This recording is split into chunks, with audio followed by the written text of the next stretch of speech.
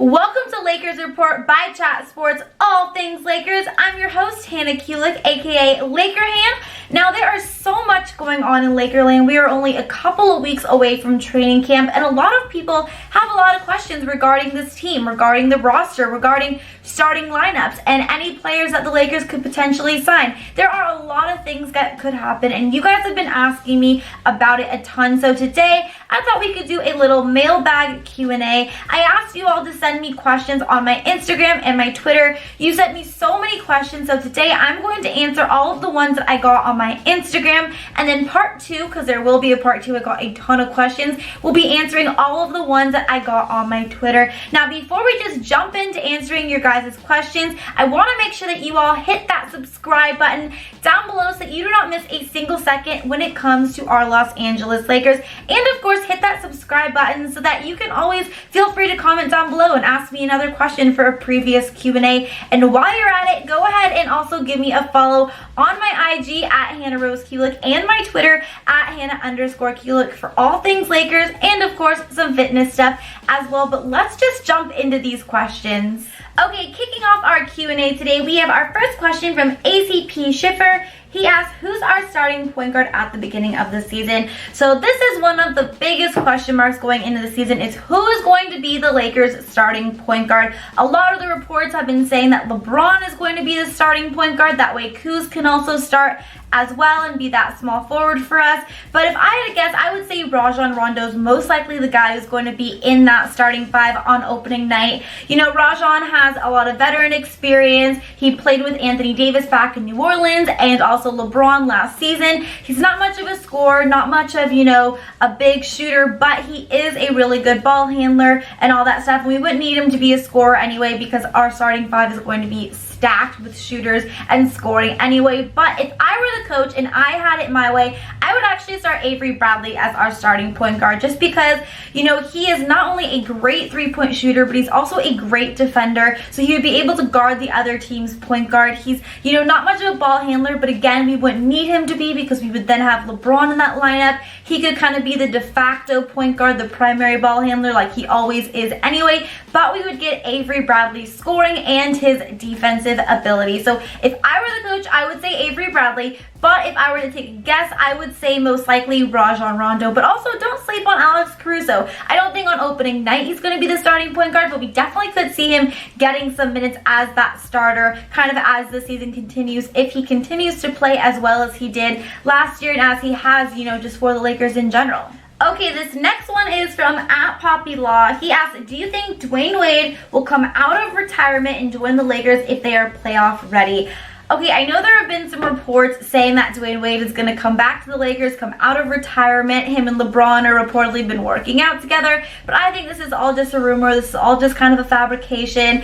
I definitely do not think it's going to happen, and I definitely don't think it's a good idea. I think if you're a player, once you retire, you should just retire. But in terms of whether or not it's actually something that could realistically happen, I really wouldn't count on it. I wouldn't get your hopes up. I just don't think it's true. I think it's just the media kind of blowing things out of proportion. But, you know, don't hold me to it. I could be wrong. Crazier things have happened. If anyone is going to come out and play for any team, it definitely would be Dwayne Wade, and it would be, of course, the Los Angeles Lakers, because there is always something crazy going on every single day. But if I had to guess, I would say this is just something that the media and the fans are kind of blowing all out of proportion and trying to get people all riled up. It's not going to happen. Arturb8612 wants to know, do you think Anthony Davis will get Defensive Player of the Year? I definitely think it's a huge possibility he can. I mean, he's already one of the best defenders in the league, and he's honestly just going to be entering his prime right now. He's only 26 years old. He's going to be playing for the Lakers, the biggest stage in the NBA. He's really going to be the leader of this team, so I truly believe he definitely can be. I mean, he's 6'10", he's got that 7'6" wingspan, so that right there already gives him a huge advantage, let alone he's already been known to be one of the best defenders in the league, one of the league's, you know, leading shot blockers, rebounders. So now that he is also just entering his prime, he's going to be older now, he's going to be leading this team, having a huge stage, really stepping up and taking his game to that next level. I 100% think there's a big possibility that he could be Defensive Player of the Year. But what do you guys think? Do you think Anthony Davis could be Defensive Player of the Year? If you do, type Y down below. If not, type N down below. Okay, moving on to some more questions. Darkside_Raider818 wants to know, do you think the Lakers will sign any free agents before the season starts? It's definitely a possibility. Going into training camp right now, our roster is fully set, so we don't have any more spots available. But the Lakers did recently apply for the disabled player exception, which would free up about $1.75 million, something around there, to be able to sign another player. So we have to see if they qualify for that. Of course, they applied for that because DeMarcus Cousins is going to be missing the whole season with that ACL injury. So it's definitely a possibility. You know, also once training camp happens, we could see some players cut. You know, a few players could kind of get, unfortunately, not make the team and stuff. So that would free up some space to be able to sign a player or two. But at the end of the day, you know, if the Lakers want a player, if they have their eyes set on some guy, whoever it is, they're going to go out and get him. They're going to do whatever it is necessary. So if I had to take a guess, I would say that there probably will be one, maybe even two changes by the season starts. I don't necessarily know who those guys could be. So another question I had, I know I saw this one, so I just want to kind of tie it in, is from Darren Lodge, and he asked, do we sign Carmelo Anthony? A lot of people want to know about Carmelo Anthony. Is he going to be a Laker? And I do not know, you guys. I do not know why Carmelo is not on a team right now. I don't know if it is the Lakers, you know, trying to not show interest in him to try to deter other teams from showing interest in him, just in case they do have enough money to be able to sign him. I don't know if they have like this big plan that they're gonna do this big announcement like right on opening night that Carmelo Anthony's a Laker. I don't know what's happening. Maybe Carmelo Anthony just is not going to play in the NBA this year. It does seem pretty crazy, but all I know is I'm not sure. There is still that possibility that possibly by opening night Melo could be on the squad, or maybe even during the season the Lakers could bring him on to kind of come off the bench or maybe start. Who knows? But I do not know if Melo's going to be a Laker. I know a lot of people keep asking me. Unfortunately, I just don't know, and I don't really think anyone knows, to be honest. But I would say that if the Lakers do decide to pick up Carmelo, I honestly wouldn't be that opposed to it. I think coming off the bench, he could actually be a great pickup. You know, he'd be a great scorer off the bench. He'd be able to come off, play like 15-20 minutes a night and just shoot the ball, do what he loves to do, is score and just have the ball in his hands the whole time. But I am curious if for some reason the Lakers do decide to bring Carmelo Anthony on this season, do you think he should come off the bench or start? If you think he should start, type S down below, or come off the bench, type B down below. Okay, so we still have a few more questions to get to today, but before we do, I have a quick question for you guys. Do you have a FanDuel account? If you do not yet have one, go ahead and message me right now on my Instagram and or my Twitter, and I will explain to you how you can set one up. I am starting my own NFL league. I am new to FanDuel as well, and I would love to play with my Laker fam. So go ahead and message me right now. I'll explain to you how you can set one up. It is so easy. It is free, and then once you are all set up, you can come join my NFL league, and I would love to play with you. So go ahead and message me right now on my Instagram and or my Twitter if you do not yet have a FanDuel account, and I will explain to you how you can get one and how you can come play on my future NFL league team.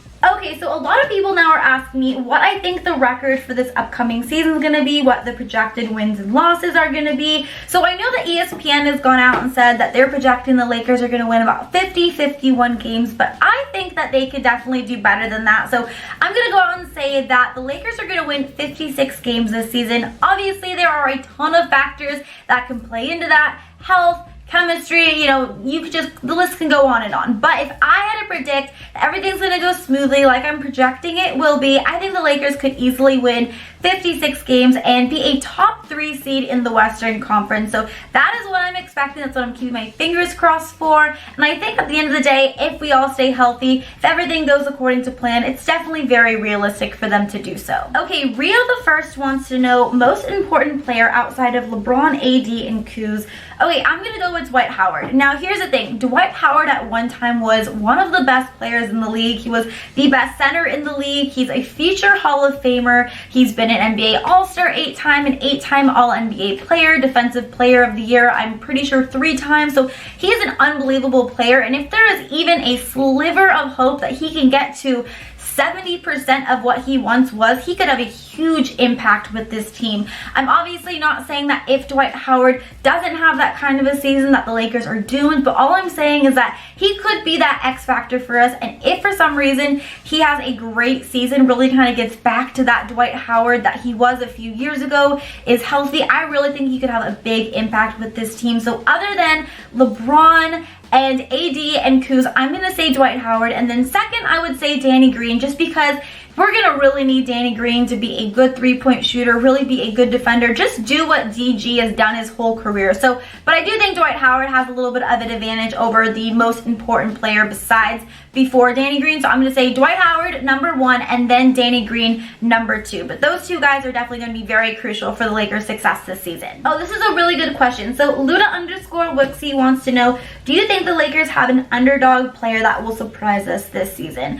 I actually think there are a lot of players right now that are going into the season with a lot to prove. So I'm actually excited because it obviously, you know, is going to make them bring their game and really elevate it and take it to that next level. I think a couple of players that I think could really surprise us. I think Quinn Cook is a guy that I'm really excited to see play. You know, he was always Steph Curry's backup in Golden State, but he still was a really good player. His career average of 41% from 3 is something that is very impressive. And you know, the fact that he played so well on a team behind Steph Curry, now he's going to kind of be able to not be in Steph's shadow. I'm excited to see him play. I think Alex Caruso is another guy that a lot of people kind of always write off, but truly he's been a guy who has played really well for us, and a lot of people in the league are really respecting him. It's reported this summer that a lot of people really were interested in him during free agency, but I'm happy he chose to play for the Lakers. So I think we could also just see, you know, Alex Caruso play really well for us. He played really well towards the end of last season for the Lakers, and he's always just honestly played well since the Lakers have brought him, being kind of in and out of the G League and on the team. So I think Alex Caruso, Quinn Cook, and then I'm also going to say maybe Dwight Howard, even though I don't know if I necessarily think of Dwight Howard as an underdog. I still would say, you know, a lot of people have definitely written him off, definitely counted him out. But like I just previously said in the question before this, if he can get to, you know, the level of play that he was a few years ago, man, it's going to be scary. He's going to be unbelievable and have a huge impact with his team. So I think those are the 3 players that I think could really surprise a lot of people this season. But honestly, there are a lot of guys that really could surprise the league, and a lot of guys who are going to get a good opportunity and really have a great stage to showcase what they could do. So I'm really excited and I'm really happy for them, and I'm excited to see it all play out. Okay, so this next question, I can't even pronounce this username. It is Dr3PDR3P. He asks, what are your thoughts on the new teams that have got like good players like the Clippers? So I'm happy about it. I'm excited. I think it's great that the NBA is so balanced. There really is like no clear-cut favorite like how it's always been Golden State the last few years, and we really don't have that. Every team just kind of has 2 superstars, or the top teams at least have 2 superstars. So I think it makes it even more exciting, even more competitive. So I'm really happy about it. In terms of the Clippers, now I'm not a big Clipper fan. Obviously, I'm Laker fan, not, you know, Clipper fan. But, you know, I still have to respect it. I think it's going to make for some really exciting games. I'm excited to kind of have that little rivalry of Kawhi and Paul George versus LeBron and AD. Still think the Lakers are going to win, but I just think it makes the league overall more exciting. And I honestly like the fact that we don't have these super teams. I don't really like super teams. I like having this kind of competitive edge. So I think this is going to be the best NBA season that we've had in a very long time, honestly, because of the fact that it is so balanced and that so many teams have such great players. Okay, and then the last question I'm going to answer for the Instagram part of this Q&A is from Soren_Torikian, and he asks, when is Media Day? So Media Day is September 26th. It is, what's the date today actually? It is the 12th. So we are about 14 days away right now as I'm recording this video. So we're getting really close, you guys. The season is really quickly approaching. I am so excited. That is going to be it, like I said, for this part 1 of this Lakers Q&A for the Instagram questions. Make sure to stay tuned because part 2 is going to be tackling all of the Twitter questions, and I was just browsing through them right now. We got some really good ones, so you're definitely not going to want to miss it. Thank you all so much for watching this video. If you liked it and you like these Q&As, make sure to give this video a double thumbs up. Also, don't forget to subscribe here on Chat Sports and the new Chat Sports Lakers YouTube channel as well for all things Lakers. Give me a follow on IG and Twitter for all things Lakers and fitness. And until next time, Laker Hand is out. Bye, guys.